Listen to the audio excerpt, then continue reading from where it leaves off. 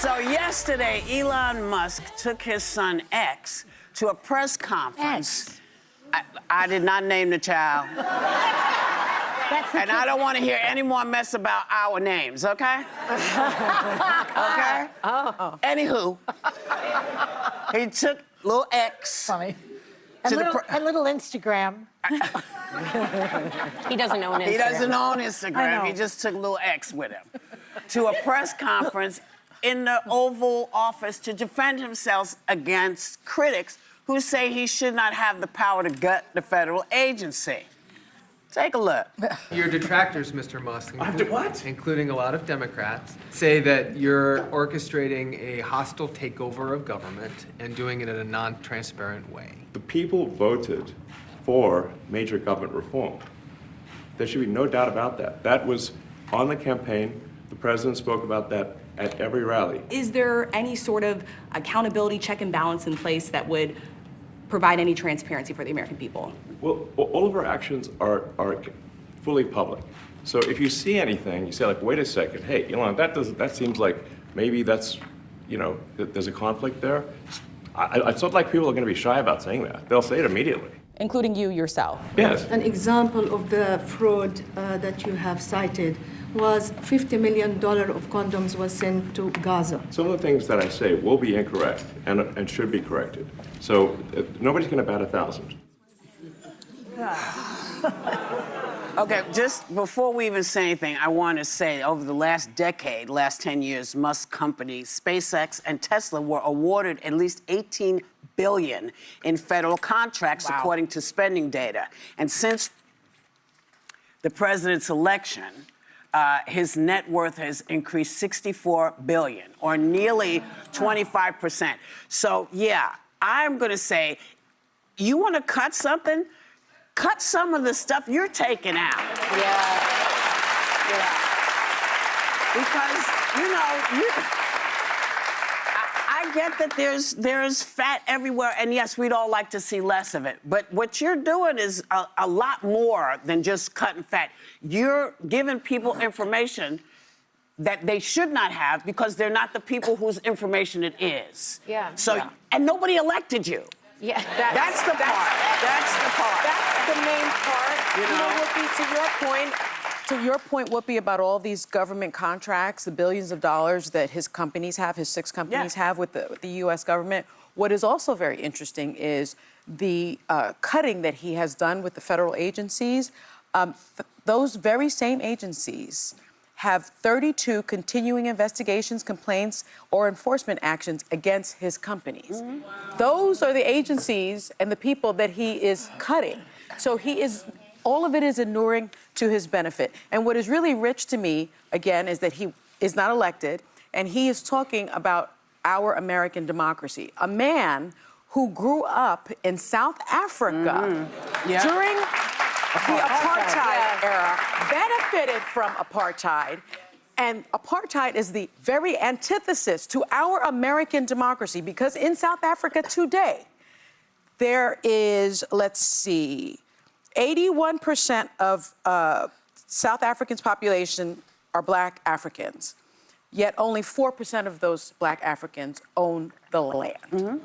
Yeah. So this is the person that's supposed to be teaching us about democracy. Well, and the main thing he leaned into was he kept saying, this is all public record. We're super transparent. And you can, so I thought, okay, well, let me look into this a little bit, because he said there's nothing that's been more transparent before. He told us if you go to the DOGE website, well, first of all, he said in that press conference, you can go to the DOGE on X, which he owns. So that's part of the problem here. But then he says, go to the DOGE website. On there, the first things you can do is buy a meme coin, T-shirts and hats. I couldn't find, and I literally looked for any piece of data that could be portrayed as some transparency. He has one debt chart that's a graph, and I'm like, okay, we already knew we had problems with our debt. Where's the new information? No clickable links, nothing. So when he says it's public, I'm not sure what he means. And just because someone's speaking a lot, I heard someone last night that was talking when Alyssa was on CNN about, hey, this president keeps grabbing the mic. He's talking to us all the time. Remember when Biden didn't do that? It matters what you say, not how often you talk. So when you're on the air and you're saying these things, the one thing that came from DOGE was that miscalculation that you just mentioned, a massive one of the 50 million condoms in Gaza. Well, that went out, and then he said in that it needs to be corrected. I haven't heard anyone going out on the airs and blaring out there to be corrected. It's already living out in the ether. So you gotta be transparent with actual data, information, and facts. We don't need you to bat 1,000. Somewhere even half of that would be nice. But they lie all the time.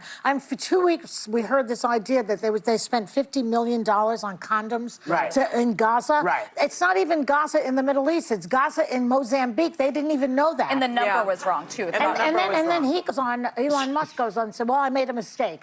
Meanwhile, you perpetuated the lie for the past 2 weeks, just like they did about these Haitians eating cats and dogs. Lies, and more lies, and then it goes out there. That there's a meme going around that I have to show. Look at this. Show that picture of the boy in the office. This is little kid, he's adorable, little Elon Musk's son, saying to Donald, why are you sitting in my daddy's seat? What he has said, he is the so shadow cute. president. You said Elon Musk is the shadow president. What I need from them is I need them to really figure out how to keep my information. You know, you have all these things that come up on television. They say if you want to protect your information, and he's got these people going through your stuff. You don't know who these people are. That some 19-year-olds. 19-year-old kids. Now, I like 19-year-olds. I know a lot of 19-year-olds, but I would not give them my personal data. If I could just get in real quick, my general critique is this. Most Americans think, 55% of Americans think that the government is too large and they'd like to see some cuts. The Government Accountability Office, the GAO, nonpartisan, estimates the federal government loses between $233 billion and $520 billion a year in fraud. So go after that. That is totally legitimate. Yeah. My critique is that when they do release where they're cutting from, they don't tell us why they're getting rid of it, what they're replacing if a service is lost. And we've only seen a number of agencies kind of go through the DOGE so far. He hasn't made it to DOD, for example. There is waste and fraud at the Pentagon. I work there. You could take out you could get rid of a lot of people, but there's also some incredibly important functions there that impact national security. You think of HHS, health, and if we had, God forbid, another pandemic, you don't want to find out later, oops, I didn't bat 1,000 and we got rid of that we needed. It's called throwing the baby out with the bathwater. But I do want to note one thing, because some people are like, Elon's actually in charge, it's not Trump. I actually think that Trump's doing something strategic by having Elon own this, because it's going to get less and less popular when people see that things they like are being taken away, and he's going to blame Elon. This relationship isn't going to last. Listen, that's what he's doing with all of these people. When people start keeling over because we're not getting the information about what illnesses are out there, and they haven't had an omelet in a year. I'm going to be like, it wasn't me. And he's going to do what he always does. He has this ability to slide out of everything, and everybody else eats the poo. Okay?